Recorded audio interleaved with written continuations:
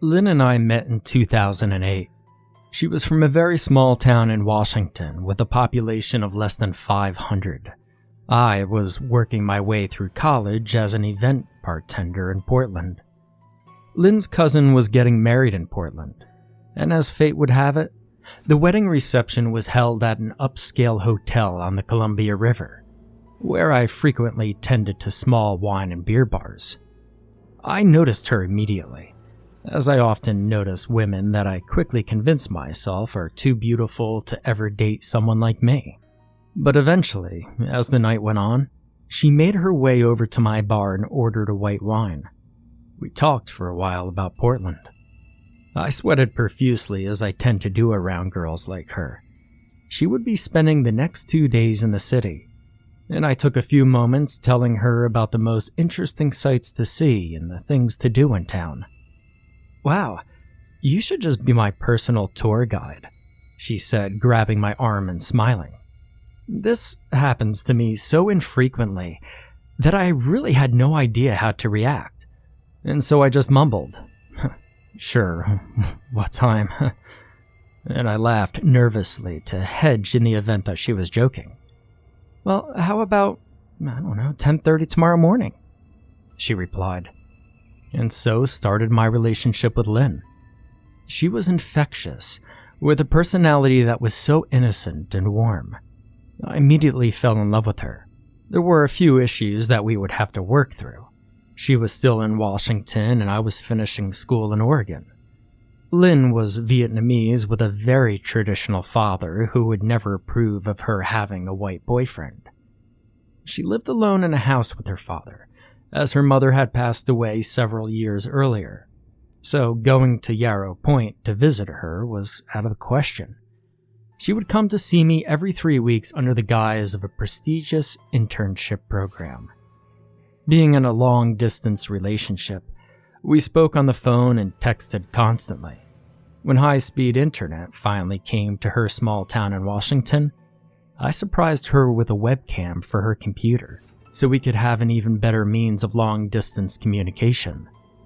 In the back of my mind, I was always looking for ways to be with her, as even after 2 years of dating, I was paranoid a girl as beautiful as her would eventually find somebody better to share her life with. In 2010, Lynn's father passed away suddenly in his sleep from a heart attack. He was everything to her, and she was heartbroken. When she returned from Florida, where the funeral was held, and her father buried, she was all alone in the house where she had lost both of her parents.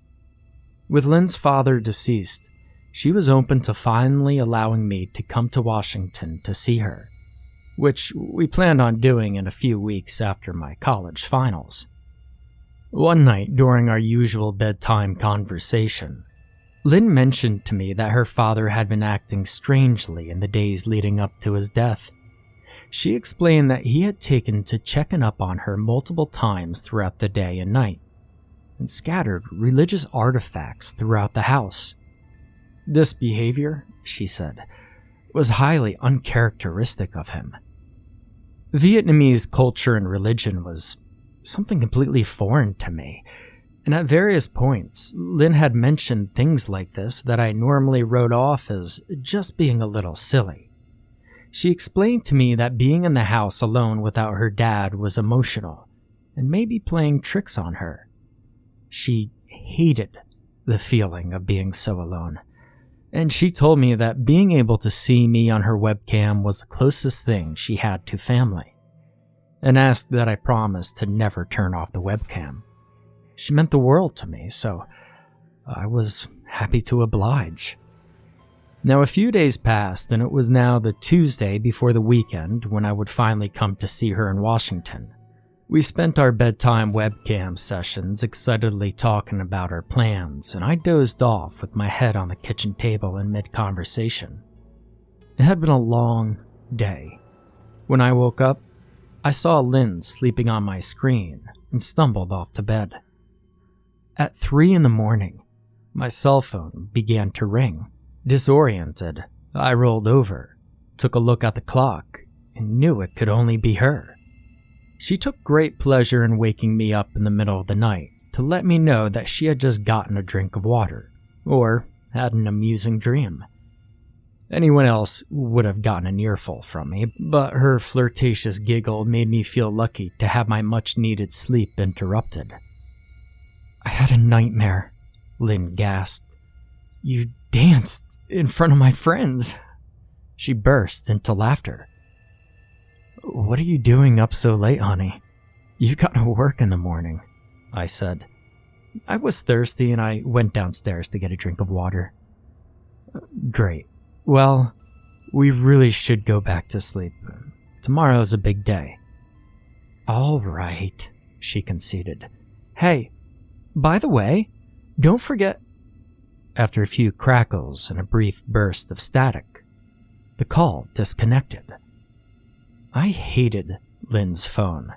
She had an old flip phone that dropped calls with no rhyme or reason at least 3 times a day.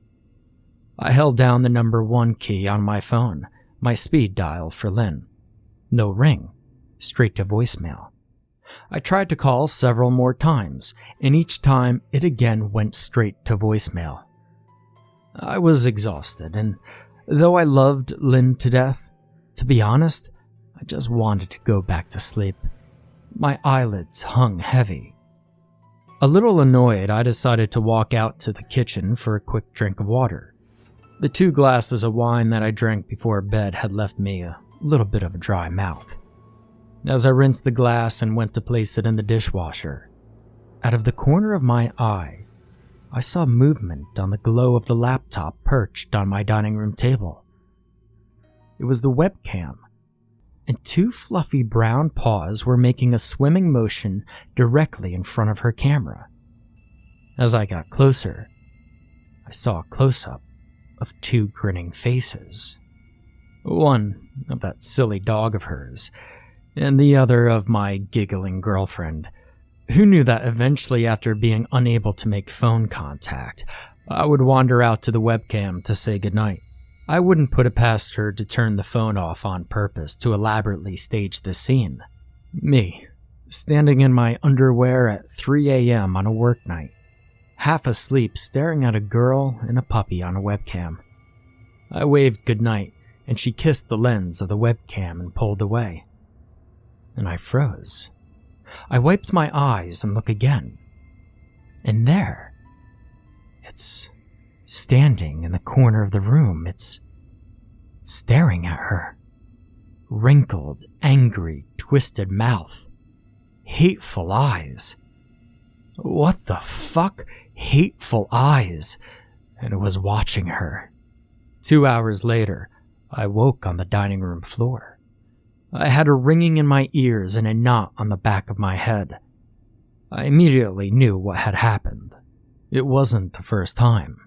You see, sudden and extreme stress has given me panic attacks and blackouts a few times before. I had never felt such fear when what had happened came rushing back, and I nearly had a second panic attack when my thoughts turned to Lynn. I loved her more than anything in the world, and it took me several moments to summon the courage to look in the direction of my laptop. When I finally did, the screensaver had long since turned on. I looked away from the screen as I flicked the touchpad with my shaking finger, and it took me another 2 minutes to open my eyes. Lynn laid sleeping in her bed. She looked so peaceful, sleeping on her side facing towards the webcam.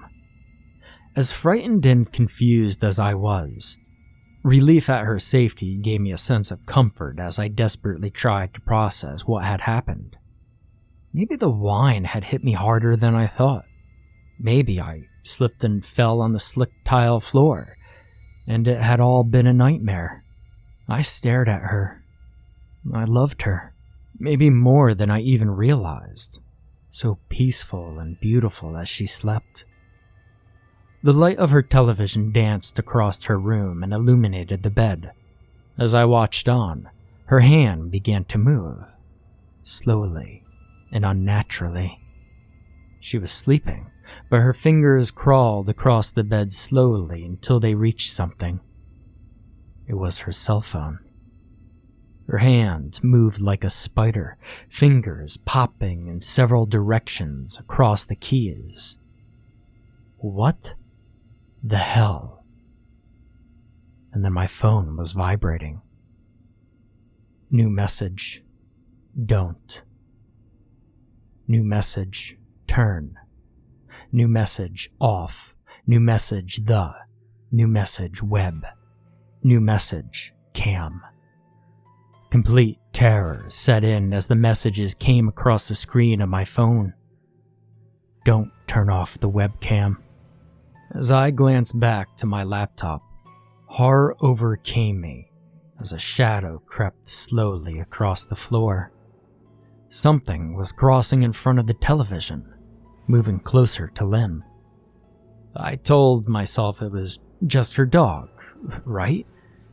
The color drained out of my face when I noticed the puppy sleeping in the far corner of the room. I picked up my phone and dialed Lynn. I didn't know what I would tell her, but I knew she needed to get out of there immediately and never go back. And damn it, straight to voicemail. That stupid old phone of hers. The full shadow now hung completely over Lynn. Her hand jerked, flipping open her cell phone. My phone was ringing. I answered. Lynn? Hey Lynn, can you hear me? You need to... In a burst of loud static forced my phone reflexively away from my ear. On the webcam, I saw Lynn's lips begin to move. Her eyes were shut, but she was speaking. I heard her voice come across the phone. Something wasn't right. She was speaking, but a second, deeper voice echoed hers in perfect unison. Don't turn off the webcam. Agramon would like to see you. Don't turn off the webcam. Agramon is ready for you now. Who? What? What does he want? I yelled in desperation. He wants to eat your skin. The line disconnected. The shadow across Lynn's bed changed directions. It started moving away from the bed and towards her laptop, towards the webcam. As the shadow moved closer, small streams of gray liquid rolled towards the lens. The images coming across my monitor began to shake violently. It was almost here. I could now see the top of its head. It was crawling towards me. Wet strings of silver and black hair hanging over its face. And I remember those hateful eyes, and I lost control of my bladder as it slowly began to tilt its head up. And then I did it. In a panic, I slammed my laptop shut and threw it across the hard-tiled floor before collapsing to the ground.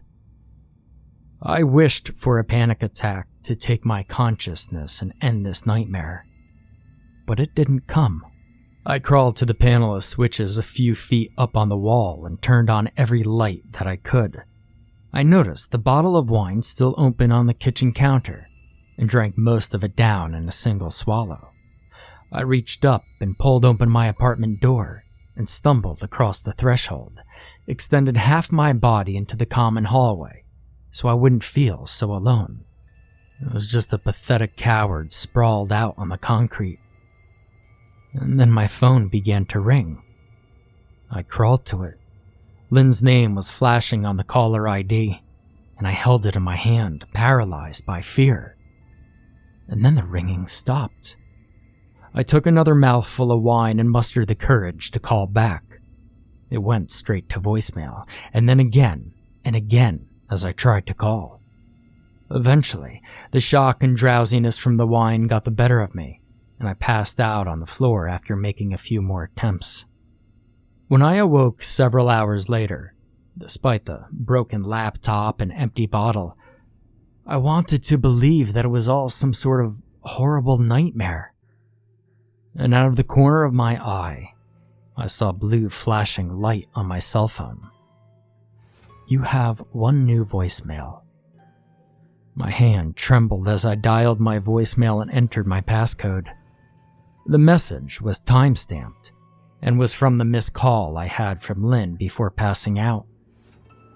her voice. She was in tears and frightened as though I'd never heard her before. "You promised. Why? Why did you turn off the webcam? His tongue burns." And with a crackle, the message ended. 2 years had passed since that night.